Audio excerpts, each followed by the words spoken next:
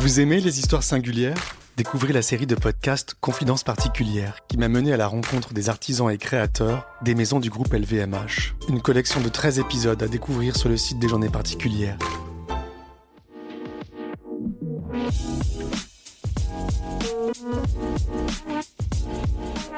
Des rhinocéros menacés, l'étrange Dickinsonia et un œsophage de laboratoire. Bonjour à tous, voici votre concentré d'actualité scientifique pour ce samedi 22 septembre. La différence entre l'homme des cavernes et nous, c'est le résultat de la science. Et ce n'est pas une opinion, c'est de la science. Notre monde n'est pas si moche. La star du jour, c'est le rhinocéros. C'est aujourd'hui que se tient la journée mondiale consacrée à ce mammifère. Il est traqué à outrance par les braconniers pour sa corne, à laquelle dans certaines cultures, on prête à tort des vertus aphrodisiaques. 4 espèces vivantes de rhinocéros sur 5 sont aujourd'hui en danger critique d'extinction. Après Sivins, un nouveau barrage attise des tensions. Dans le Lot-et-Garonne, les écologistes tentent de bloquer la création d'une retenue d'eau de Caussade. Les politiques souhaitent former un lac artificiel de 20 hectares, destiné à alimenter une vingtaine d'agriculteurs irrigants. Des chercheurs australiens livrent les secrets du plus vieil animal sur Terre, le Dickinsonia.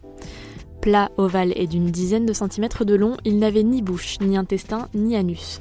Il a vécu sur Terre il y a environ 558 millions d'années, et d'après les scientifiques, ce fossile est le Graal de la paléontologie. Que se passe-t-il quand on donne de la MDMA à un poulpe ?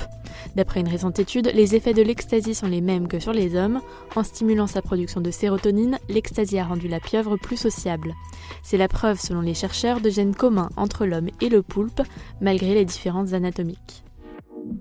Super, j'adore. Alors écoute-moi bien, je vais essayer d'être clair avec toi. Ouais, génial. Des scientifiques ont fait pousser un œsophage humain en laboratoire. C'est la première fois qu'ils réussissent à développer des tissus à partir de cellules souches pluripotentes induites. Cet outil va permettre à la bio-ingénierie de rechercher diverses maladies de l'œsophage, allant des cancers au reflux gastrique. Une étude s'est penchée sur les personnes qui n'utilisent pas les réseaux sociaux.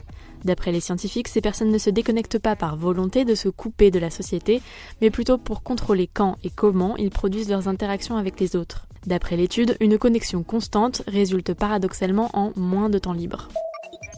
Hubble, le télescope spatial de la NASA, a observé une émission de lumière infrarouge inhabituelle provenant d'une étoile à neutrons. D'après l'agence spatiale américaine, il pourrait s'agir d'un disque poussiéreux qui entoure l'étoile, ou bien d'un vent énergétique provenant de l'astre qui transformerait en gaz dans l'espace interstellaire que traverse l'étoile à neutrons. Pour remplacer le lithium, des chercheurs développent des batteries sodium-ion. Il était jusque-là impossible de fabriquer ce type de batterie, car le sodium réagit très vite et explose au contact de l'eau, mais des chercheurs ont découvert qu'il reste stable lorsqu'il est sous forme de poudre. Cela pourrait permettre de résoudre le problème du stockage des énergies renouvelables. C'est tout pour aujourd'hui, nous vous disons à demain pour un nouveau concentré d'actualité scientifique. Voilà. Il ne reste plus qu'à vous remercier de votre attention.